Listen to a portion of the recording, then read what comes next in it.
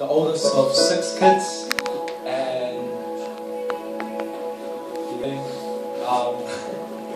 my life has been so moved by God, and I just want to share that with you. So I grew up seeing myself as a mistake because my parents had me at a really young age. They were not married, and I'll get told that I was a mistake. So as I grew up, I'd think to myself, oh, I'm a mistake, I have no purpose, I don't know what to do, I can't do this, I can't do that, because I can't do anything in life.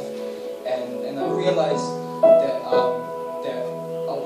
was a really, really angry person growing up. I had a lot of rage in me. I grew up on anger. That was my way of expressing myself, and I was isolated from the world because of that anger. And as I grew older, that anger just got stronger. And I remember our family just was on a downhill, and our life was turned upside down because of family problems, things that we've been, that my problems between my parents, and my life was based around my relationship with my dad. And because of these family problems, me and my dad just split up, and our relationship was broken. My dad never talked to me ever again. He left, and he just really broke my heart, and that made that anger very stronger. I didn't know how to cope with it. The only way I could cope with it was I was introduced to pornography, smoking, drinking. That was my only way of coping with anger.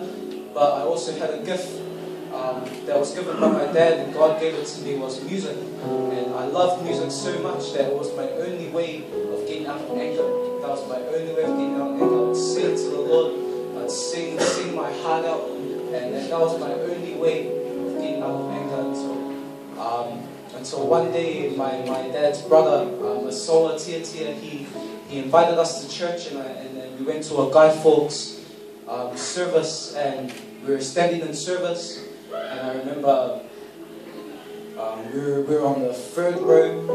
This was during Guy Fawkes, and the preacher was just amazing. His words were amazing. It really touched my heart. And I remember standing there after worship, and they were doing the altar call, and I was standing there with my eyes closed and my hands lifted, and everything around me just changed. Everything became blurry, and all I heard was, go to the front, son, go to the front.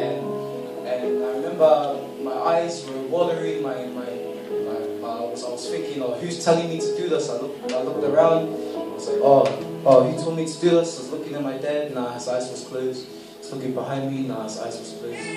And I just went to the front, and he said, lift your hands, son. I heard that voice so many times, and I lifted my arms in the air. And my Uncle Sola came, and he was speaking to me and saying, why are you doing this?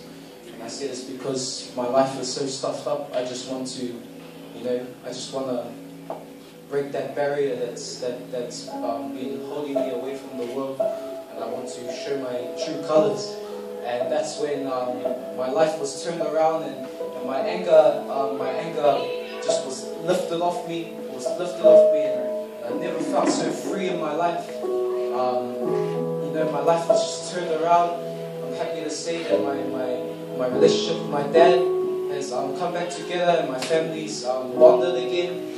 My family is perfect, and just my life, everything ever since that day, everything has been falling into place.